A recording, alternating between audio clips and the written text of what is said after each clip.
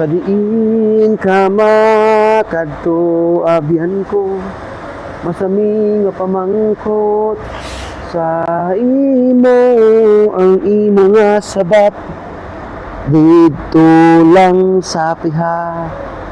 Mayang adlaw mga auto ko sa pagtuo sa Dios kag sa kay Kristo Jesus.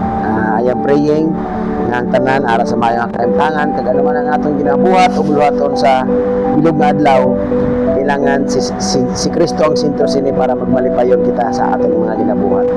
Gusto ko i-share sa inyo mga auto nga akong nabasa sa banal nga kasulatan sang Dios nga makita naton sa Manugwali sa kapitulo 12 bersikulo 6 hasta sa 7. Pero before ko basahon mga utod, may ala ko ipamangkot sa inyo. Natabok bala sa aton nga kabuhi nga nagisahanon kita o nagpunto kita sa isa ka lugar nga malinong kag nagtangla kita sa langit kag nagpamangkot sa Dios kag sa aton kaugalingon. Sabihin bala ako pakadto. Pagkatapos ini sa kabuhi nga ang akon nga ginalaktan, sabihin bala ako pakadto. Ang akon bala pagpangabudlay may kapuslanan o ang akon pagpangabudlay sino ang makapulos?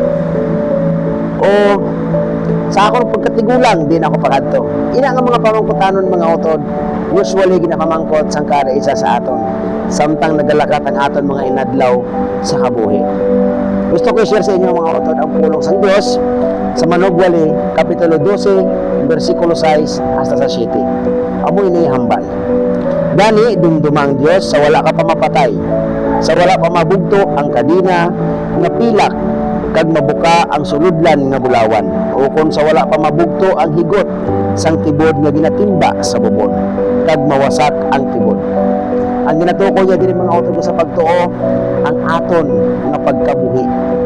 Ang banyo sa city, magabalik ka sa duta nga amo ang imo ginhalinan at ang imo espiritu magabalik sa Dios nga amo ang naghatag sini sa imo.